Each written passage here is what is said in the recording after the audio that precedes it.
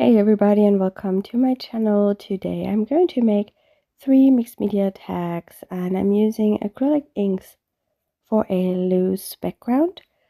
I cut the tags from Canson mixed media paper, which is a nice paper for wet mediums and dry mediums, but also for stamping because it's very smooth. I'm using the Amsterdam turquoise and the Liquitex Prussian blue ink.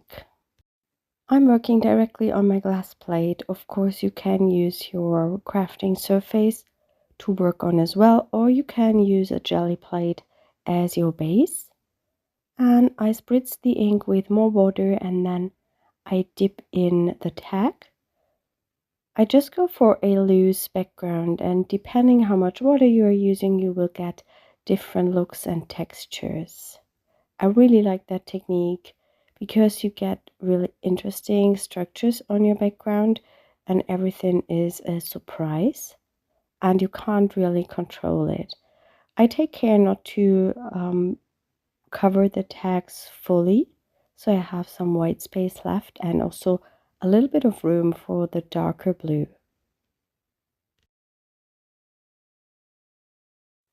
I cleaned my surface and now I'm using the Prussian blue. That's the one from Liquitex. It's a bit more fluid and it gave me a lot of spritzes around when I added the water. You have to keep that in mind sometimes. And now I'm dipping in the tags. The other ink is still wet. I'm fine with it because it might look good if they are mixing in some areas, but usually they are quite heavy and do not mix as easy as watercolors would do, so it's not necessary to dry every layer in between. I would let it dry if I would change color.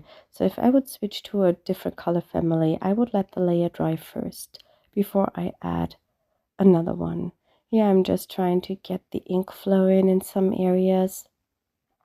And again, I took care that I leave some white space so the tags look still fresh. If you cover up everything, they will look more boring and flat.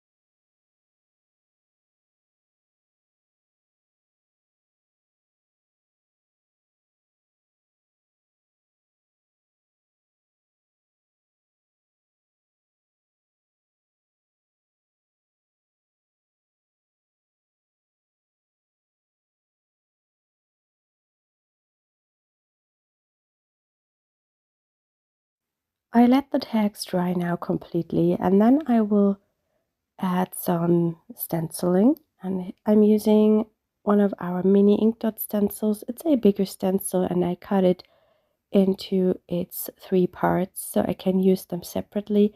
I find that a bit easier, but of course you can just leave it as it is. And I'm using StayZone ink together with a blending brush to do the stenciling. I often use acrylic paint because you get a more painterly look and more dimension on your work, and it looks a bit more not so perfect. But here I really like that the pattern blends into the background automatically. That's quite nice. I'm adding some of these dots to each of the tags.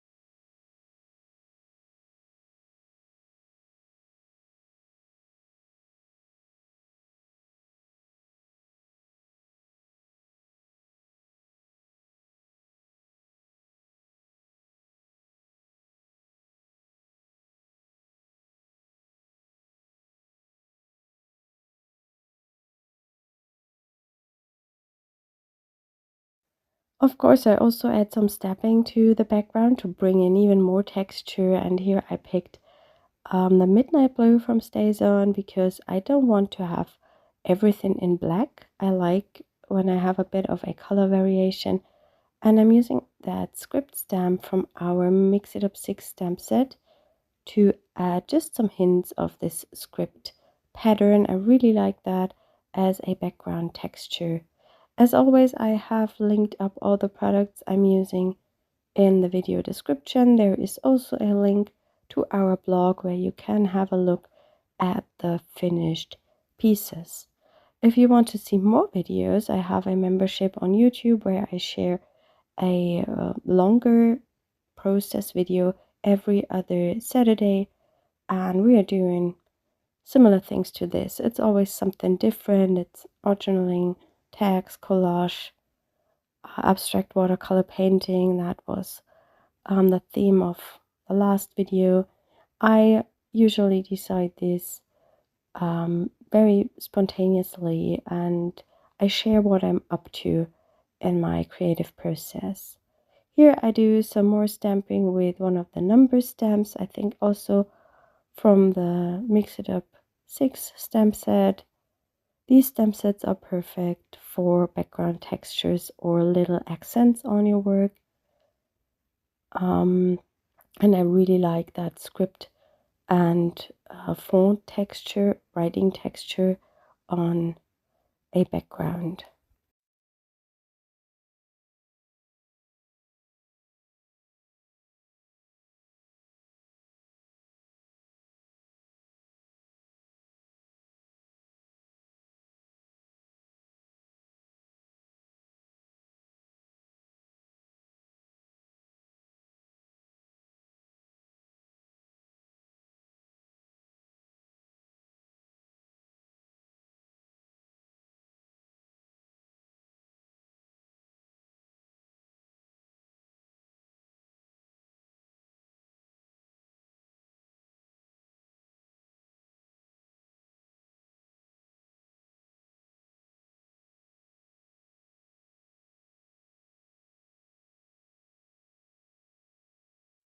I wanted to give the tags kind of a frame, and I'm using our stitching border stamps.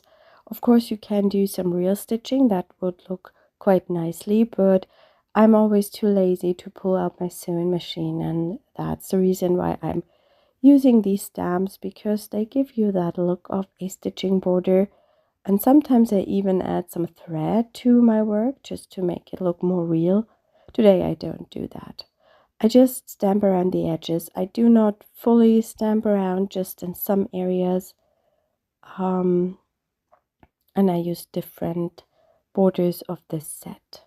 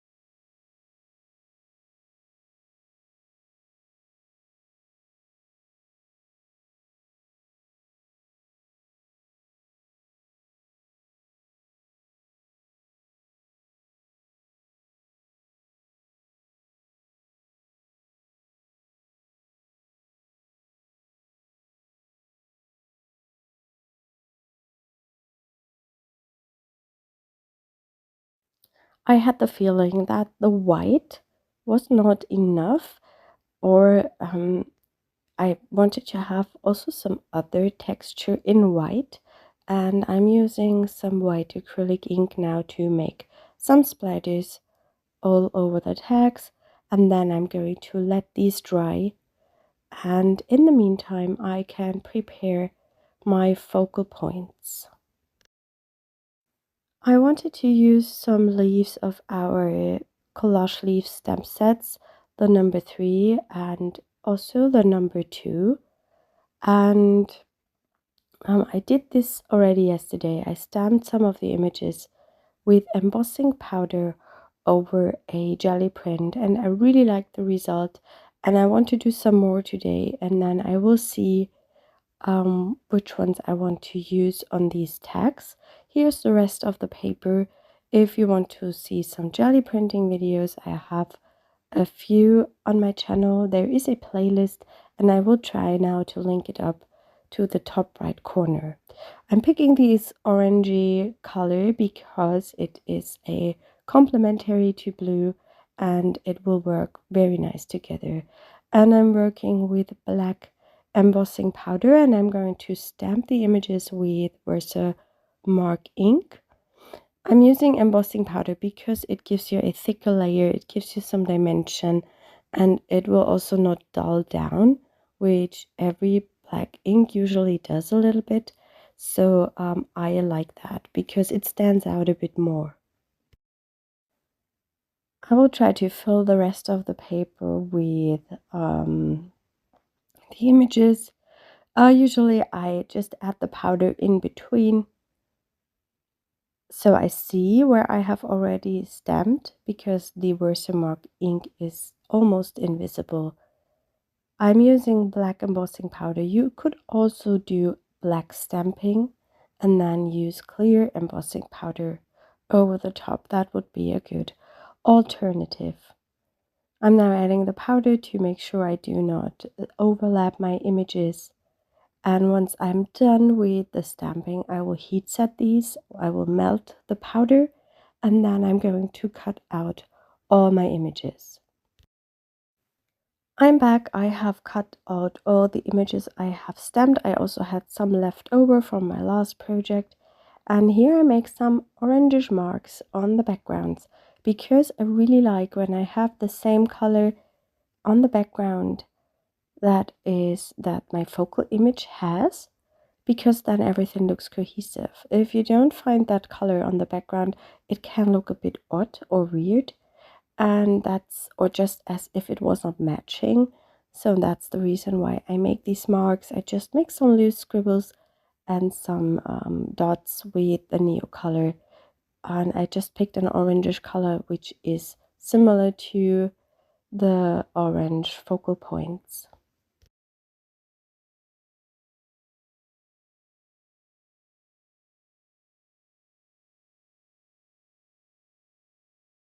I'm now going through the images to see which one I want to use on which tag, which color fits the best.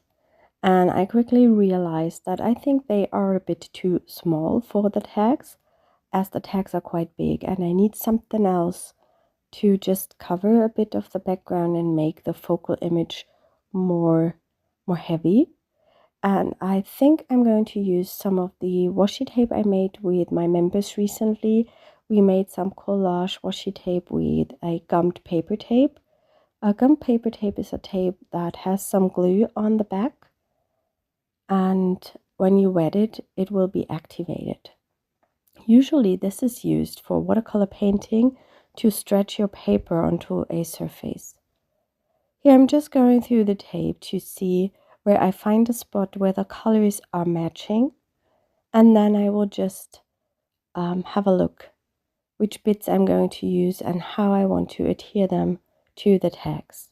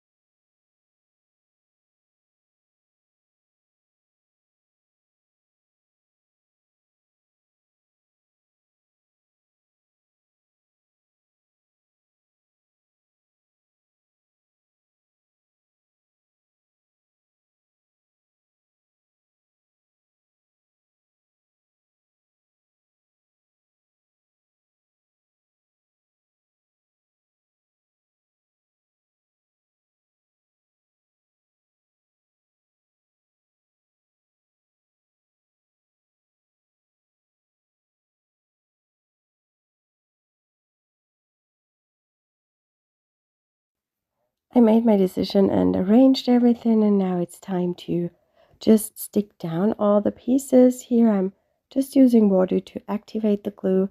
I really like that washi tape. It makes it so easy to create and finish pieces. It's always good to have something like this to hand, and the process of making it was so much fun. And there will be definitely a video in the members section where we do this again. And I also like that it sticks down so quickly. First I'm going to adhere the washi tape pieces, and then I will add my focal points, and I also decide to add some tiny bits of the tape to another corner of the tag just to stay cohesive. I always like when I have an element that then will be again anywhere else on the page or on the work, because the viewer will find it, and his eyes will last longer on the project, and that makes the project more interesting. And that is, for me, it's for like for these tags, it's for our journal pages or other paintings I do.